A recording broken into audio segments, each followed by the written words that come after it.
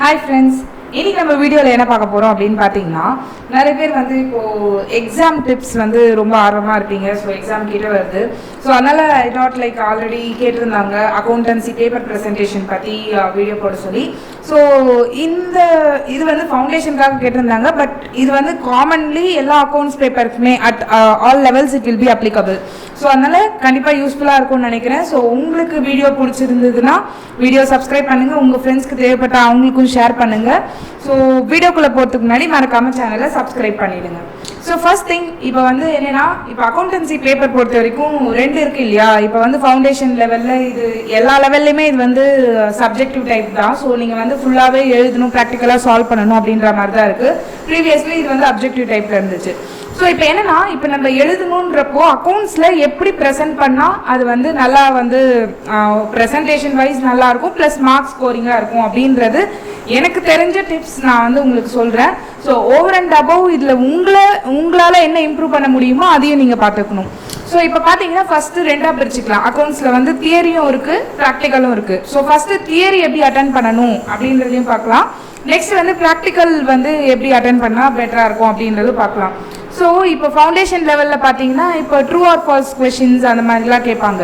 So இப்போ நமக்கு வந்து கொஷினை படித்ததுமே தெரிஞ்சிடும் அது ட்ரூவா ஃபால்ஸான்றது. ஸோ நம்ம வந்து இதர் லைக் ட்ரூ ஆர் ஃபால்ஸ்ன்னு கொடுத்துட்டு அப்படியே கொஷினில் இருக்கிறதையே என்ன பண்ணுவாங்கன்னா, சில பேர் கொஷினில் இருக்கிறதையே அப்படியே எடுத்துகிட்டு this is true because this is இந்த மாதிரி இட் இஸ் இப்போ ஒரு எக்ஸ்பெண்டிச்சர் வந்து இட்ஸ் ரெவன்யூ எக்ஸ்பெண்டிச்சர்னு அவங்க கேட்டிருக்காங்கன்னு வச்சுக்கோங்களேன்.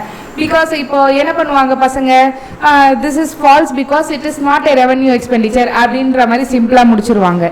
பட் அது ஏன் ரெவன்யூ எக்ஸ்பெண்டிச்சர் இல்லை, ஏன் கேபிட்டல் எக்ஸ்பெண்டிச்சர் அப்படின்றது வந்து எக்ஸ்பிளனேஷன் கொடுத்தா மட்டும்தான் அவங்க வந்து அதை அக்செப்ட் பண்ணிப்பாங்க. So true or false question வந்து 2 மார்க்ஸ்னா ட்ரூ ஆர் ஃபால்ஸ்ன்னு சொல்கிறதுக்கு ரைட்டாக இருந்ததுன்னா உங்களுக்கு 1 மார்க் தான் கிடைக்கும்.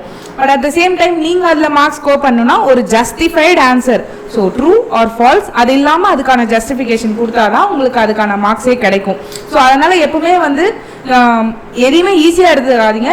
ஸோ இந்த கொஷின் பேப்பரில் இருக்க எல்லாமே வந்து நம்மளோட கிளாரிட்டியை டெஸ்ட் பண்ணுற மாதிரி தான் இருக்கும். நான் நிறைய இடத்துல சொல்லியிருக்கேன், சிஏ பொறுத்த வரைக்கும் உங்களுக்கு கான்செப்ட் கிளாரிட்டி இருக்கான்னு தான் பார்ப்பாங்க அப்படின்றது. ஸோ அதை தான் வந்து திருப்பி டெஸ்ட் பண்ணுவாங்க. ஸோ அந்த ஒரு விஷயத்த வந்து நீங்கள் அவங்களுக்கு ஒரு ஸ்பேஸே கொடுக்காதீங்க. ஒருவேளை உங்களுக்கு தெரியாமல் தான் ஆன்சர் பண்ணியிருக்காங்களோ, ஒரு ஃப்ளூக்ல கெஸ் பண்ணியிருக்காங்களோ அப்படின்ற ஒரு ஆப்ஷனே கொடுக்கக்கூடாது. ஓகே, நெக்ஸ்ட் அப்படின்னு பார்த்தீங்கன்னா சில கொஷின்ஸ் வந்து டிஃப்ரென்ஷியேட் டைப்பு இல்லாட்டி வந்து டிஃப்ரென்ஸ் பிட்வீன் தீஸ் டூ சொல்லுங்க அப்படின்ற மாதிரி கொஷின்ஸ் வரும் தியரி கொஷின்ஸில். ஸோ அப்போ வந்து நீங்கள் என்ன பண்ணணும்னா, சின்ஸ் இப்போது ஒருவேளை அது வந்து நார்மல் பேராகிராஃபிக்காக நீங்கள் கொடுக்கலாம். இப்போ 2 கான்செப்ட், கோயிங் கன்சர்ன் கான்செப்ட்டுக்கும் காஸ்ட் கான்செப்ட்டுக்கும் இல்லை ப்ரூடன்ட் கான்செப்ட்டுக்கும் வந்து டிஃப்ரென்ஸ் சொல்லுங்கள் அப்படின்ற மாதிரிலாம் கொடுத்தாங்கன்னா நீங்கள் ஒரு பேராகிராஃப் கோயிங் கன்சர்ன்னா என்ன, அப்புறம் காஸ்ட் கான்செப்ட்னா என்ன அப்படின்றது ப்ரீஃபாக எத்தனை மார்க்ஸுக்கும் அத்தனை மார்க்ஸ்க்கு ஏற்ற மாதிரி ப்ரீஃபாக கொடுக்கணும். டீட்டெயில்டாக ப்ராப்பராக கான்செப்ட் இருக்கணும். அதில் நீங்கள் வந்து போயிட்டு கதையாக அடிச்சிங்கன்னா கண்டிப்பாக மார்க் வராது. ஸோ அதனால் கான்செப்ட் தான் மெயின். உங்களுக்கு அந்த கான்செப்ட் தெரியுன்றதை நீங்கள் பேப்பரில் காட்டணும். அது நீங்கள் எப்படி காட்டுறீங்கன்றதுலாம் தெரியாது, but proper presentation, proper wordings, so எல்லாமே வந்து பக்காவாக இருக்கணும். ஸோ அந்த அளவுக்கு நீங்கள் ப்ரிப்பேர் பண்ணணும்னா மக்கப் பண்ணணும்ட்டு இல்லை, பட் உங்களுக்கு அந்த கான்செப்ட் தெரியுது அப்படின்றத நீங்கள் அவங்களுக்கு புரிகிற மாதிரி எழுதணும். ஸோ அது இருக்கும்.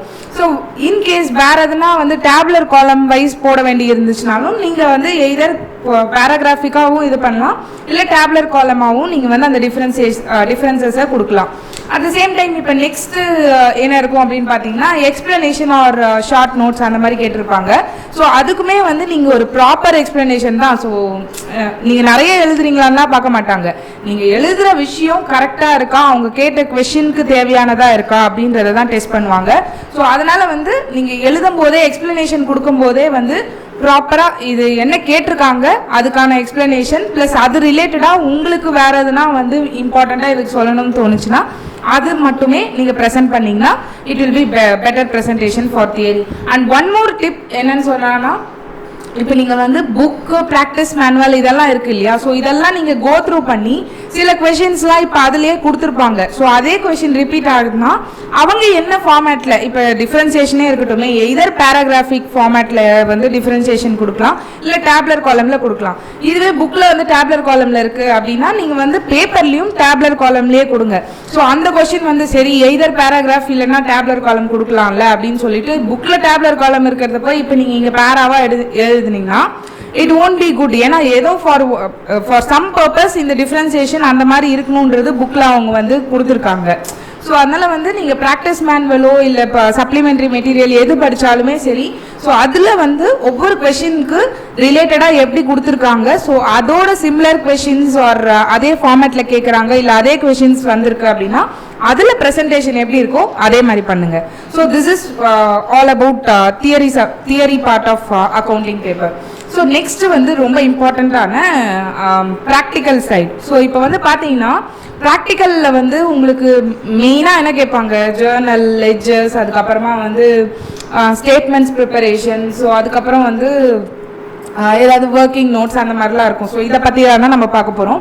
ஸோ இப்போ வந்து ஒரு கொஷினில் ஜேர்னல் கேட்டிருக்காங்க அப்படின்னாவே நீங்கள் வந்து both Journal entry plus narration கொடுக்கணும் அப்படின்றது தான் வந்து ரெக்குவயர்மெண்ட். பட் நீங்கள் என்ன பண்ணணும், நரேஷன் கூட ப்ராப்பர் நரேஷன், நீங்கள் just like being what to say being purchase மேடு இந்த மாதிரிலாம் கொடுக்கக்கூடாது. Being purchase Medu from party, இந்த குவான்டிட்டி இவ்வளோ அமௌண்ட்டுக்கு நீங்கள் தனியாக கொடுக்க போகிறீங்க, இத்தனை குவான்டிட்டி அந்த மாதிரி டீட்டெயில்டு டிஸ்கிரிப்ஷன் இருக்கணும். So proper journal entry plus ஒரு narration, proper narration. So just like that narration. ஆனால் சில கொஷின்ஸில் அவங்களே வந்து நீங்கள் நரேஷன் கொடுக்க வேணான்ட்டு போட்டிருப்பாங்க. ஸோ சில பேப்பரில் பார்த்தீங்கன்னா நரேஷன் நாட் ரெக்வயர்ட் அப்படின்ற மாதிரி கொடுத்துருந்தாங்கன்னா நீங்கள் அந்த இடத்துல தான் நரேஷன் கொடுத்து டைம் வேஸ்ட் பண்ண வேண்டியதில்லை. ஸோ நீங்கள் அப்போ வந்து ஆட்டோமேட்டிக்காக நெக்ஸ்ட் கொஷினுக்கு ப்ரொசீட் பண்ணலாம். Then ledger accounts. So ledger accounts பொறுத்த வரைக்கும் ப்ராப்பர் லெட்ஜர் ஃபோலியோலேருந்து எல்லாமே போட்டு ப்ராப்பராக ப்ரெசென்ட் பண்ணணும். ஸோ இப்போ சில கொஷின்ஸில் பார்த்தீங்கன்னா இந்தந்த அக்கௌண்ட்ஸ் மட்டும் ப்ரிப்பேர் பண்ணுங்க அப்படின்னு சொல்லியிருப்பாங்க. ஸோ அந்த மாதிரி எந்தெந்த அக்கௌண்ட்ஸ் அவங்க கேட்டிருக்காங்களோ அது வரைக்கும் ப்ரிப்பேர் பண்ணுங்க. பட் அதுக்காக வந்து ஏதாவது ஒரு அக்கௌண்ட் வந்து அவங்க கொடுக்காம பட் இது அந்த அக்கௌண்ட் இருந்தால் தான் இந்த அக்கௌண்ட்ஸ் வந்து ப்ராப்பராக மேனேஜ் பண்ண முடியும். இப்போ இன்கேஸ் இப்போ பார்த்தீங்கன்னா அவங்க வந்து கேஷ் அக்கௌண்ட் ப்ரிப்பேர் பண்ணுங்கன்னு கொடுத்துருக்க மாட்டாங்க, கேஷ் புக் ப்ரிப்பேர் பண்ணுங்கன்னு. பட் நீங்கள் வந்து உங்கள் கால்குலேஷனுக்கு மற்ற அக்கௌண்ட்ஸ் அரைவ் பண்ணணும்னா கேஷ் புக் ப்ரிப்பேர் பண்ணாதான் முடியும்னு இருக்கும். அப்போ நீங்கள் வந்து என்ன பண்ணலாம்னா நீங்கள் அடிஷ்னலாக கேஷ் புக்கும் கொடுத்து அந்த மாதிரி நீங்கள் உங்கள் பேப்பரில் ப்ரெசென்ட் பண்ணலாம். ஸோ அது வந்து ப்ராப்ளம் இல்லை, எக்ஸ்ட்ராவாக என்ன கொடுத்தாலும் ப்ராப்ளம் இல்லை. அட் த சேம் டைம் மேனேஜ்மெண்ட்டும் முக்கியம். அதனால அதுக்கேற்ற மாதிரி என்ன அக்கௌண்ட்ஸ் கேட்குறாங்களோ அதை டீட்டெயில்டாக புரிகிற மாதிரி கிளியராக கொடுங்க. தென் சில இடத்துல வந்து பார்த்தீங்கன்னா ஸ்டேட்மெண்ட்ஸ் கேட்டிருப்பாங்க. ஸோ இப்போ ஸ்டேட்மெண்ட் ஆஃப் இன்வென்ட்ரி அந்த மாதிரி இருக்கும். ஸோ அந்த மாதிரி கேட்குற இடத்துல வந்து நீங்கள் ஸ்டேட்மெண்ட்ஸ் மாதிரியே ப்ரிப்பேர் பண்ணணும். அதை விட்டுட்டு அப்போ போய் லெட்ஜர் அக்கௌண்ட் மாதிரி ப்ரிப்பேர் பண்ணி கொடுக்கக்கூடாது. So prepare statement of inventory அப்படின்னு கேட்டாங்கன்னா அது ஸ்டேட்மெண்ட் ஃபார்மேட்டில் நீங்கள் அவங்களுக்கு ப்ரெசென்ட் பண்ணணும். ஸோ மோஸ்ட் ப்ராபப்ளி இதில் வந்து நீங்கள் பார்த்தீங்கன்னா உங்களுக்கு ப்ராக்டிஸ் மேனுவல் அப்புறம் புக்கில் இருக்கிறது, ஸோ இதெல்லாம் வந்து நீங்கள் அந்த சம்ஸ் எல்லாம் கோ த்ரூ பண்ணிங்கனாவே ஆல்மோஸ்ட் உங்களுக்கு வந்து ஒரு நல்ல ஐடியா கிடைக்கும் எந்த கொஷினுக்கு எந்த மாதிரி ப்ரெசென்ட் பண்ணணும்னு சொல்லிட்டு.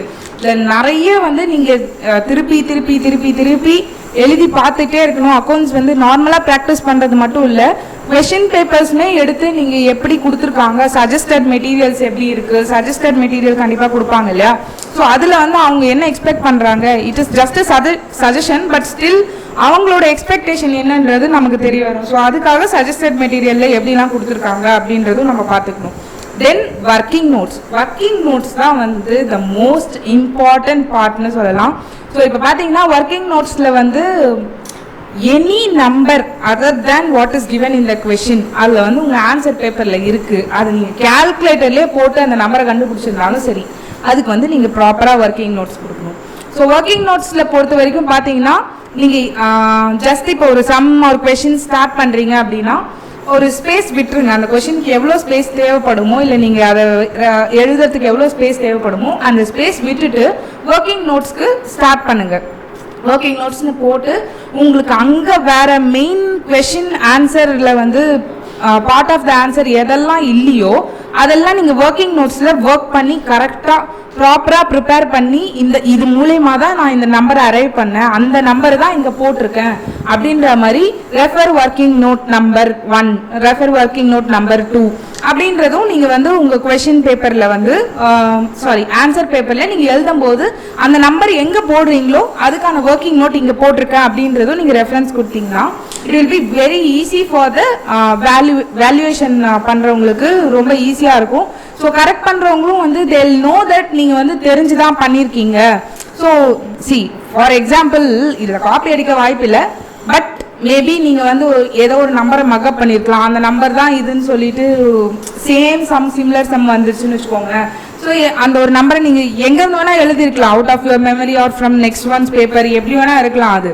Okay, but they should know that you have arrived that number. நீங்க ஒரு கால்குலேஷன் போட்டு தான் அந்த நம்பர் எடுத்துட்டு வந்திருக்கீங்க இந்த பேப்பர்ல அப்படின்றதுக்கு கண்டிப்பா ஒர்க்கிங் நோட் இருக்கணும். அந்த ஒர்க்கிங் நோட்டுக்கு ரெஃபரன்ஸும் நீங்க ஆன்சர் பேப்பர்ல எங்க அந்த நம்பர் கொடுக்குறீங்களோ அங்க இருக்கணும். ஸோ ப்ராப்பர் ஒர்க்கிங் நோட் இல்லைன்னா ஒண்ணுமே பண்ண முடியாது. அதே மாதிரி கொச்சன்ட்டு சைடில் ஒர்க்கிங்ஸ் போடுறது, சில பேர் என்ன பண்ணுவாங்கன்னா ஆன்சர் எழுதிட்டே இருப்பாங்க, சைடில் அப்படியே கார்னரில் வந்து கால்குலேஷன்லாம் போட்டுட்டு அப்படியே கொச்சன்னு பண்ணி வச்சு, அதெல்லாம் பண்ணாதீங்க.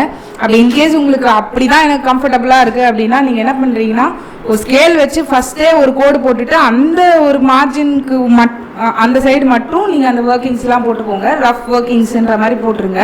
ஸோ அப்படியும் அதுவும் முடிஞ்ச அளவுக்கு அவாய்ட் பண்ணிவிடுங்க, ஏன்னா அது அந்த அளவுக்கு தேவையில்லை. ஸோ ஃபர்ஸ்ட் பார்ட் நீங்கள் ஃபுல்லாக ப்ரெசன்டேஷன் வந்து பார்க்குறதுக்கு ரொம்பவே நீட்டாக லெஜிபிளாக, ஏன்னா நிறைய பேர் என்ன பண்ணுவாங்கன்னா ஆரம்பத்தில் அப்படியே எல்லா பக்கமும் கோடு போட்டு ஸ்கேல் போட்டு லைன் போட்டு ப்ராப்பராக எழுதுவாங்க, கடைசி நேரத்தில் டைமே இருக்காது, அப்படியே கிறுக்கி வச்சுருப்பாங்க. ஸோ அந்த மாதிரி பண்ணாமல் கரெக்டாக ஒவ்வொரு ஆன்சருக்கும் ப்ராப்பராக நீங்கள் வந்து இது பண்ணணும்.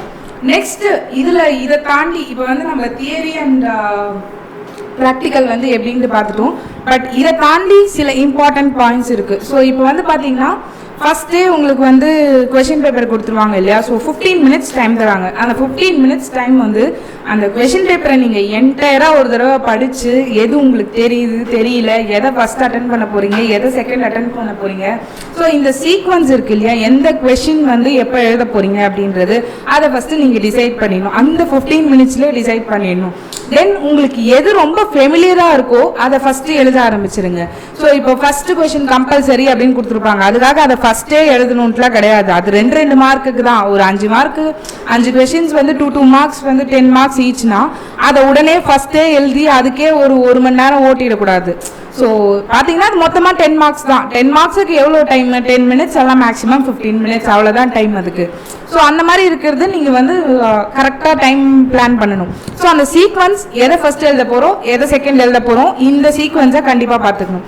தென் parts of the question. So இப்போ பார்த்தீங்கன்னா சில கொஷின்ஸில் வந்து பார்ட் ஏ பார்ட் பி கொடுத்துருப்பாங்க. ஸோ முடிஞ்ச அளவுக்கு நீங்கள் வந்து ஒரு செகண்ட் கொஷினில் பார்ட் ஏ எழுதிட்டு அதுக்கப்புறமா தேர்ட் கொஷினில் பார்ட் ஏ எழுதிட்டு அப்புறம் செகண்ட் கொஷின் பார்ட் பி எழுத வர்றது. ஸோ இந்த மாதிரி கன்ஃபியூஷன்லாம் பண்ணாமல் நீங்கள் கொஷின் நம்பர் தப்பாக போடலன்னா வெறும் பின்னு போட்டிங்கன்னா அவங்களுக்கு எந்த கொஷினே தெரியாது, நீங்கள் ப்ராப்பராக அட்டன் பண்ணியிருக்கீங்களா தெரியாது. ஸோ இந்த கன்ஃபியூஷன்லாம் வராமல் ஜென்ரலாக ஒரு கொஷின் எடுத்தீங்களா பார்ட் ஏ பார்ட் பி ரெண்டும் அட்டன் பண்ணுற மாதிரி பார்த்துக்கணும். ஸோ அதுக்கேற்ற டைம் அலோகேஷன்ஸும் வச்சு தான் நீங்கள் வந்து ப்ரொசீட் பண்ணணும். ஸோ அந்த மாதிரி பண்ணும்போது உங்களுக்கு இன்னுமே கொஞ்சம் பெட்டர் ப்ரெசன்டேஷனும் பெட்டராக இருக்கும், டைம் வேஸ்ட் ஆகிறதும் கொஞ்சம் நீங்கள் கம்மி பண்ணிக்கலாம், அண்ட் கொஷின்ஸ் மிஸ் ஆகாமல் நம்பர்ஸ் மிஸ் ஆகாமையும் பார்த்துக்கலாம். தென் வேறவர் த ஃபார்மேட்ஸ் இருக்கும் இல்லையா. சில கொஷின்ஸ்லாம் பார்த்தீங்கன்னா இப்போது அக்கௌண்ட் கரண்ட் அந்த மாதிரி ஆவரேஜ் டியூ டேட் அந்த மாதிரி இருக்கிற சம்ஸ் எல்லாம் பார்த்தீங்கன்னா ஃபார்மேட்டுன்ட்டு தனியாக ஸ்பெசிஃபை பண்ணியிருப்பாங்க புக்கில், இந்த ஃபார்மேட்டில் தான் இருக்கணுன்றது. ஸோ இப்போ அதில் வந்து நீங்கள் போயிட்டு இப்போ ஜேர்னலுக்கு வந்து லெட்ஜர் ஃபோலியோ அந்த மாதிரி ஒரு சின்ன காலம் இருக்கும் இல்லையா. ஸோ அது வந்து பார்த்தீங்கன்னா மோஸ்ட் ஆஃபன் தேவைப்படாது, சில பேர் போடாமல் விட்டுருவாங்க. பட் இஃப் இட்ஸ் ரெக்வயர்ட் இந்த ஃபார்மேட் நீங்கள் அதை கண்டிப்பாக அதை போட்டு தான் ஆகணும். ஸோ அதை வந்து ஸ்கிப் பண்ணவே பண்ணாதீங்க. ஸோ அந்த மாதிரி நீங்கள் ஒழுங்காக ப்ராப்பராக ப்ரெசென்ட் பண்ணும்போது ஃபார்மேட்ஸ் எங்கெங்கெல்லாம் இன்வால்வ் ஆகிருக்கோ அந்த ஃபார்மேட்ஸ் அப்படியே இம்ப்ளை பண்ணுற மாதிரி கொஞ்சம் பார்த்துக்கோங்க. தென் இப்போ வந்து ஏதாவது ஒரு அசம்ஷன் நீங்கள் எடுக்கிறீங்க அப்படின்னா, இப்போ ஃபார் எக்ஸாம்பிள்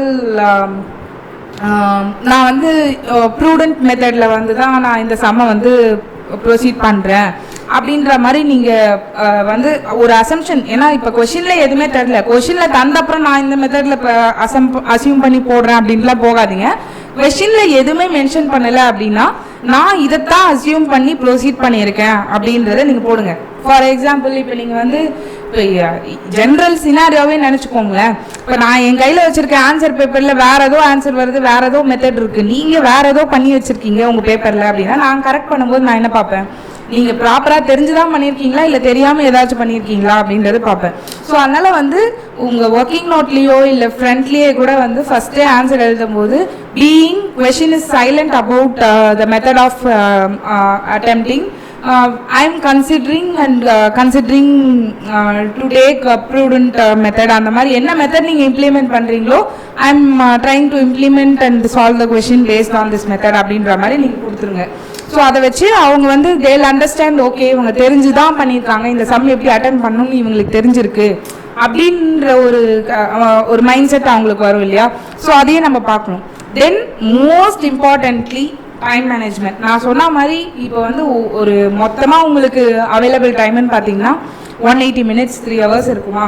ஸோ 180 minutes தான் உங்களுக்கு அவைலபிள். பட் நீங்கள் அட்டன் பண்ண போகிறது 100 மார்க்ஸுக்கு. ஸோ ஒரு மார்க்குக்கு பார்த்தீங்கன்னா நீங்கள் மேக்ஸிமம் வந்து ஒரு மார்க்குக்கு 1.8 minutes தான் நீங்கள் கொடுக்கணும். ஸோ பேசிக்கலி நீங்கள் அந்த 1.8 minutes மட்டும் ஒரு மார்க்குக்கானதுக்கு ஸ்பெண்ட் பண்ணணும். ஸோ அதுக்கு மேலே நீங்கள் ஸ்பெண்ட் பண்ணுறீங்க அப்படின்ட்டு உங்களுக்காக தோணுச்சுன்னா தயவு செஞ்சு அந்த கொஷினை பாதியிலே விட்டுருங்க. ஏன்னா நீங்கள் வந்து சீரியஸாக சால்வ் பண்ணிக்கிட்டு இருப்பீங்க, லாஸ்ட் ஸ்டெப்பில் போகும்போது அந்த ஆன்சர் வராது, ஒரு 10 நிமிஷமாக அதை ட்ரை பண்ணிகிட்டு இருப்பீங்க, அதுக்கு மேலேயும் உங்களால் எங்கே அந்த மிஸ்டேக்குன்னு தெரியாது.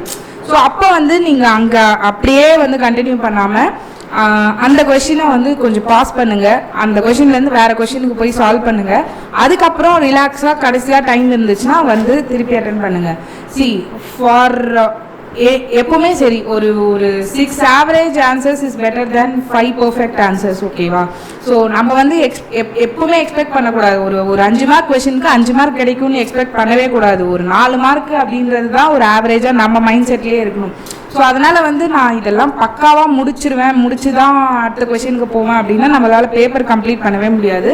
பேப்பர் வந்து ரொம்ப பெருசாக இருக்கும். You need more and more practice. நீங்கள் எக்ஸாமுக்கு போகிறதுக்கு முன்னாடியே எவ்வளோக்கு எவ்வளோ முடியுமோ நீங்களே பர்சனலாக, இப்போ இன்ஸ்டியூட் இப்போ இந்த டைமில் வந்து கோவிட் டைமில் கொஞ்சம் இஷ்யூஸ் தான், மற்றபடி வந்து நீங்கள் பார்த்தீங்கன்னா இன்ஸ்டியூட்டில் மார்க் டெஸ்ட் கண்டக்ட் பண்ணுவாங்க. ஸோ வெளியவும் எக்ஸாம்ஸ் கண்டக்ட் பண்ணுவாங்க, பே பண்ணி நீங்கள் போய் எக்ஸாம் எழுதி ட்ரை பண்ணலாம். ஸோ ஹூவர் இன்ட்ரெஸ்டட் கண்டிப்பாக அந்த மாதிரி ட்ரை பண்ணுங்க. அப்பதான் அந்த எக்ஸாம் ஃபியர் போகும், உங்களுக்கு ப்ராக்டிஸ் ஆகும். நீங்கள் எழுத வந்து உங்களுக்கு ரொம்பவே ப்ராக்டிஸ் ஆகும், அந்த பயமே இருக்காது.